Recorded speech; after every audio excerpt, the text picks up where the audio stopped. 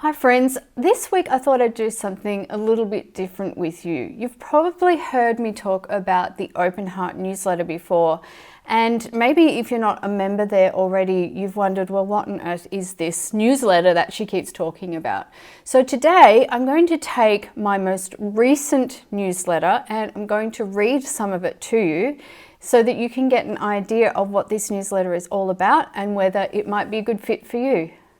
Let me tell you a little bit about the newsletter first. It is called the Open Heart newsletter. It goes out every fortnight and it costs $5 a month to join up and receive this newsletter fortnightly. I guess you could say that the content there is a little bit similar to what I've been doing here on the Providence Ridge channel, but it's a lot deeper and it's a lot more personal. Usually I start the newsletter with a theme, and the theme often revolves around a Bible verse. And from there, I sort of flesh out the theme and how it applies to us in our own lives.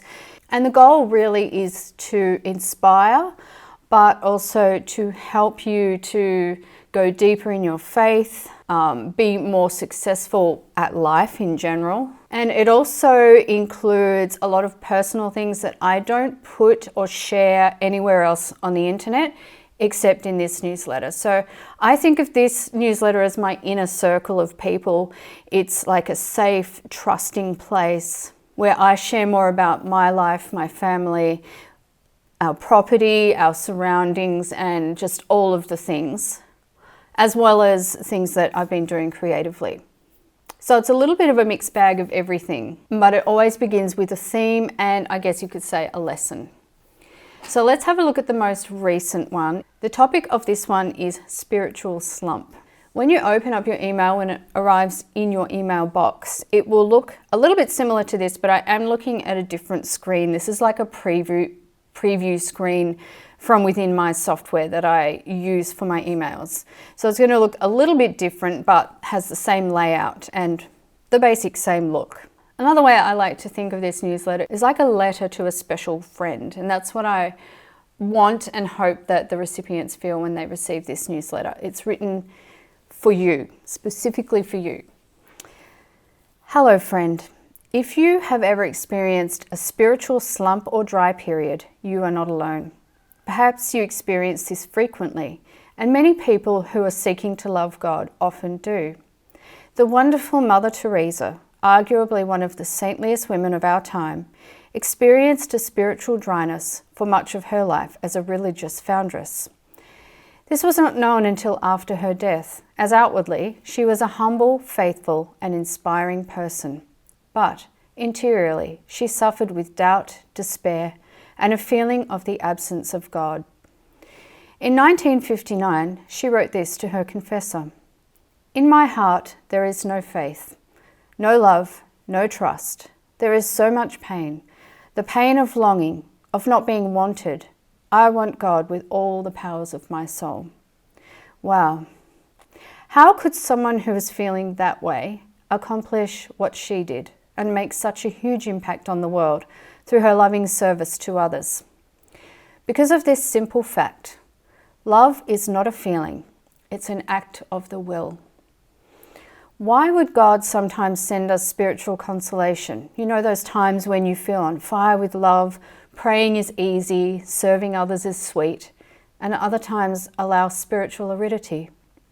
The simple reason is because He is our loving Father, but there are also very specific reasons for enduring these times of dryness.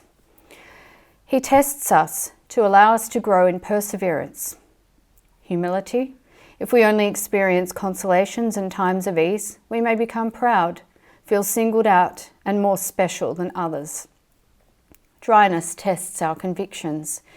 If we only choose to love and serve when it feels good, can we be counted as soldiers for Christ? A period of dryness, whether it's short or long, pushes us to love Him for His own sake, not just for any consolations or happy feelings we might be rewarded with. If we do not persist through difficult times, we're saying to God, when are you going to do something for me? Look at this painting of our Saviour on the cross. Has He not done it all already? It's worth remembering that we have an innate yearning for God, regardless of our feelings. There is a place for each of us in heaven if we persist and don't give up on the God who never gives up on us. So that's kind of the lesson portion of the newsletter. I'm not going to take you through the whole personal part because one of the points is these are things that I don't want to put on the general internet. I don't want on YouTube, that kind of thing. But to give you an idea, I just touch on the kind of week that I've had, the things that I've been doing. I share a song that I've just uploaded here and talk about my frustration with trying to learn the guitar over a very long period of time. Then I chat about a little weaving project that I've got going and something that I've got coming up for my YouTube channel, my weaving lessons channel. And then I chat about the possibility of a members group for this newsletter and how one of the members is helping me to perhaps get a Discord group together, and we'll test that out and see how that goes. And then I finish up with a thanks to my husband because he actually co-wrote this newsletter with me. Usually I write them alone. This week I was a little bit stuck for ideas, and so I asked him, and he is just a wealth of ideas. And so he helped me to write the lesson portion of the newsletter. And then I finish up with Psalm 62, which I will also read here. O God, my God, to thee do I watch at break of day. For thee my soul hath thirsted, for thee my flesh. Oh, how many ways! In a desert land, and where there is no way and no water, so in the sanctuary have I come before thee, to see thy power and thy glory. For thy mercy is better than lives, thee my lips shall praise.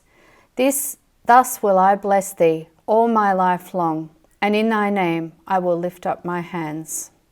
So friends, I hope that you enjoyed me reading this to you today, and maybe it will inspire you to become an Open Heart newsletter member if you're not already. Perhaps it's just the thing that you need in your life. Thank you for watching today, and I will see you soon.